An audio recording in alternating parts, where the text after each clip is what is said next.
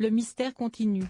Même si le gérant du kebab dans lequel Lisa s'est réfugiée est sorti du silence il y a peu, confiant à Ouest France les circonstances dans lesquelles la jeune fille qui a prétendu avoir été enlevée s'est retrouvée dans son restaurant, les zones d'ombre restent nombreuses. Les faits se sont déroulés le 8 novembre, près de Sablé-sur-Sarthe.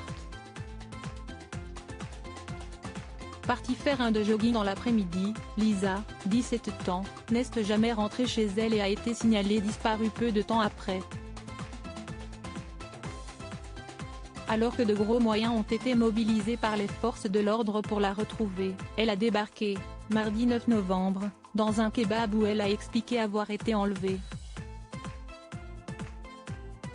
Ce n'est que plus tard que Lisa reviendra sur ses propos. D'après Libération, elle a fini par dire aux enquêteurs que ses blessures étaient accidentelles et qu'elle avait elle-même découpé son t-shirt avec des ciseaux. Nos confrères rapportent par ailleurs que selon France Info, la jeune fille a bien donné une explication à ses déclarations d'enlèvement qui se sont révélées fausses.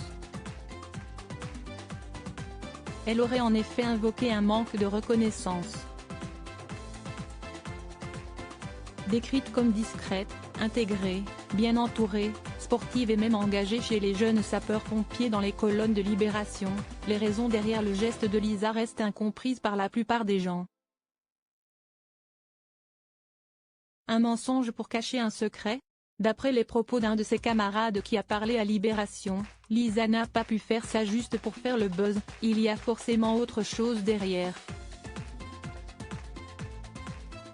Dans le village de Saint-Brice où Lisa habite avec sa famille, les citoyens les plus imaginatifs pensent également qu'une raison bien particulière aurait poussé Lisa à faire semblant de se faire enlever avant de revenir sur ses propos.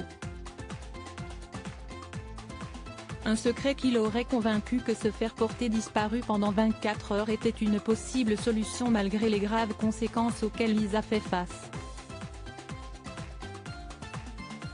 La jeune fille, qui va faire l'objet d'une procédure pour dénonciation d'infraction imaginaire, risque 6 mois de prison et 7 500 € d'amende.